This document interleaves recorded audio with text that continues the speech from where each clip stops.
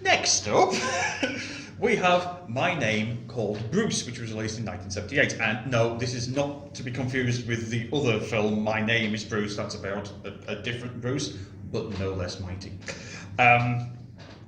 As you probably guessed by the mangled title and the opening credits that include superstarring Bruce Lee, spelled L-E, and screenplay by Zackey Chan, it is clear that this movie has gone for an almost deliberate grindhouse look in tone.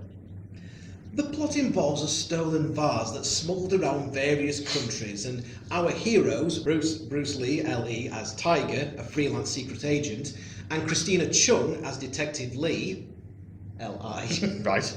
are in pursuit of it. But who will get there first? This premise seems straightforward, but My Name Called Bruce pays little attention to its own narrative as, spoiler alert, everyone seems to completely forget about the vase before the end of the film, but they still carry on fighting anyway. Okay. Never let anything get in the way of a good scrap. It's a shame that Christina Cheung didn't do anything else, because in another dimension somewhere, she could have been an A-lister herself. Well, she was also in another film called Ninja vs. Bruce Lee, but that literally just reused her footage from this film and redubbed it into a new story. And no, surprisingly enough, that wasn't a Godfrey Ho movie. Although it really, really does sound like one. Cheung is clearly more than capable of holding her own alongside Lee, whose choreography is very, very good. There's a great motorcycle chase in this. There is the tried and tested final fight by the sea, which is fun to watch. And there's even a fight scene where Lee is tied up and blindfolded, but still wins. Eat your heart out, Black Widow. It's cheap and nasty in places, and again there's loads of copyright infringing disco numbers throughout the film. It's also only an hour and 20 minutes long, but it feels like there's loads of padding throughout the film to try and make it feature length. Too many scenes go on for far too long, too many characters are brought in and then almost immediately forgotten about, and there's too many overly long driving sections put in there as well.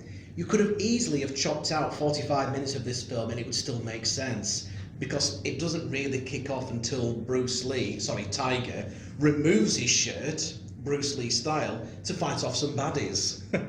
There's lots of unintentional humour in this as well. I mean, the dubbing is as bad as you can expect, with plenty of smug chuckling from baddies, especially the main bad guy, who is called Nifty for some reason. Ooh, Nifty. Nifty. That's almost as scary as Larry from Ninja Squad. Nifty. Nifty. I am the boss. Nifty. And because this is 1978, everyone is strutting around in flares and wide collars, which is, good for a giggle. Also, how the hell did Tiger catch up with Detective Lee and Nifty at the end? I mean, we see a long chase sequence where Nifty is in a car and Lee is on a motorbike. They go over hills and mountains, over a stream and onto a beach where they start fighting. And then Tiger turns up, still without a shirt on, to help Lee out. How did he get there?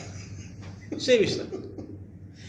When he turned up for the fight, I actually burst out laughing. It's like, where the fuck did he come from? Despite the title of the film, no one throughout the entire movie is called Bruce, or even says the word Bruce. But, despite all its ridiculous flaws, if you're interested in the more obscure side of Hong Kong cinema, then this is a great example of Bruceploitation. It's only going to get worse, isn't it? Or better, depending on your point of view.